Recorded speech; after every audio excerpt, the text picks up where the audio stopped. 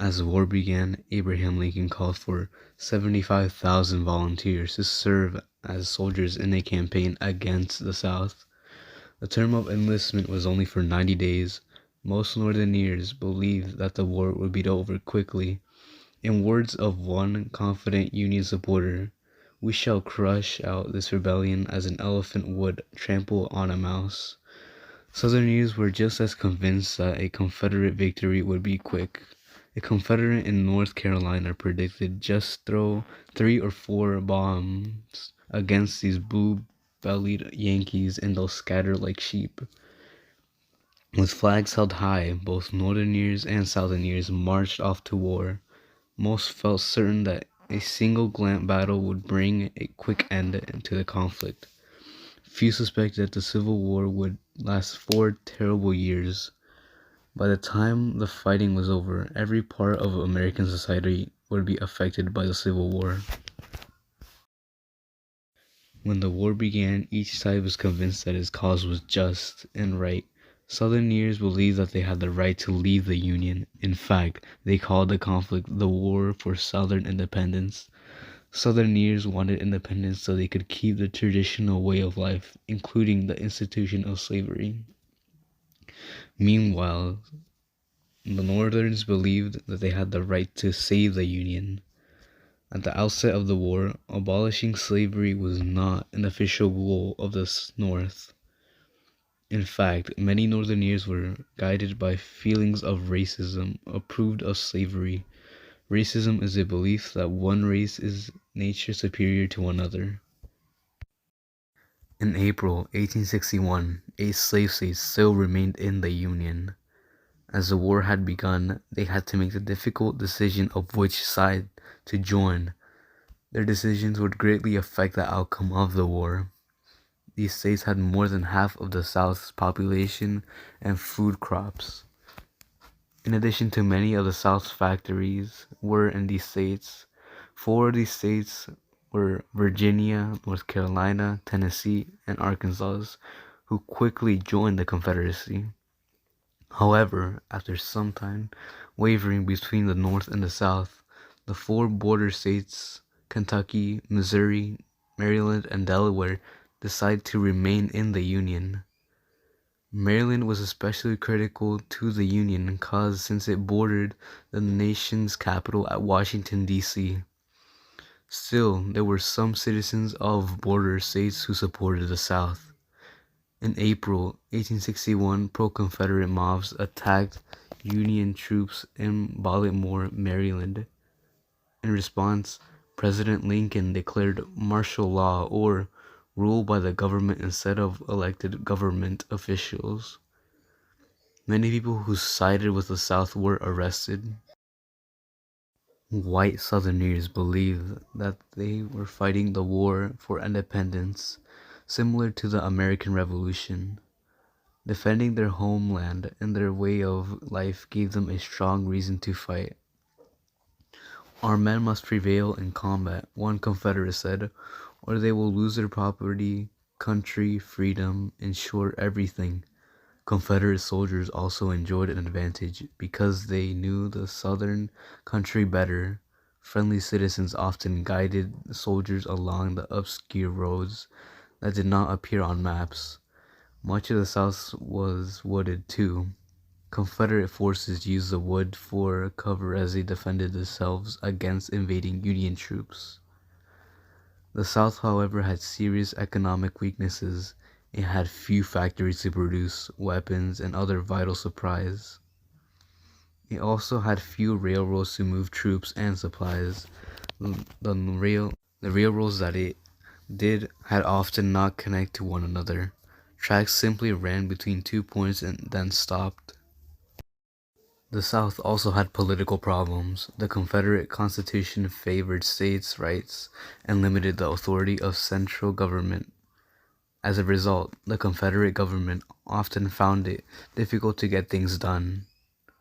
On one occasion, for example, the government of Georgia insisted that only Georgian officers should command Georgian troops. Finally, the South had a small population, only about 9 million people, who lived in the Confederacy, compared with the 22 million in the Union.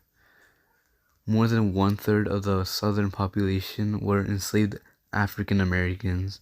As a result, the South did not have enough people to serve as soldiers and to support the war effort. The North had almost 4 times as many free citizens as the South. Thus, it had a large source of volunteers. It also had many people to grow food and to work in factories making supplies. Industry was the North's greatest resource. Before the war, northern factories produced more than 90% of the nation's manufactured goods. Once the war began, these factories quickly began making guns, bullets, cannons, boots, uniforms, and other supplies for the Union Army. In addition, the North had more than 70% of the nation's rail lines, which it used to transport both troops and supplies. The North benefited from a strong navy and a large fleet of trading ships, few warships, and only a small merchant fleet. The South was unable to compete with the North at sea. Despite these advantages, the North faced a difficult military challenge.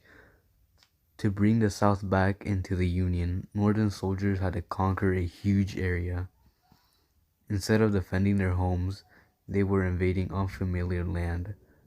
As South armies began to march into the South, their lines of supply would be much longer than those of the Confederate and thus more open to attack. Leadership was a critical factor in the Civil War. President Jefferson Davis of the Confederacy and President Abraham Lincoln of the Union and military leaders on both sides played key roles in determining the war's outcome. Many people thought that Davis was a stronger leader than Lincoln. Davis's experience prepared him for the position. However, he did not want it. As one observer said, Mr. Davis's military insists still prominent and his eager wishes was to have joined the army instead of being elected president. Davis had attended the United States Military Academy at West Point. He had served as an officer in the Mexican War. Later, he served as Secretary of War under President Franklin Pierce. Furthermore, Davis was widely respected for his honesty and courage. Davis, however, did not like to turn over to others the details of military planning.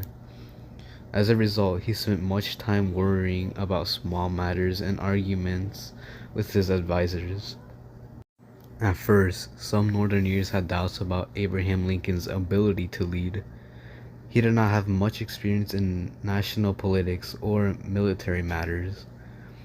However, Lincoln proved to be a patient but strong leader and a fine war planner.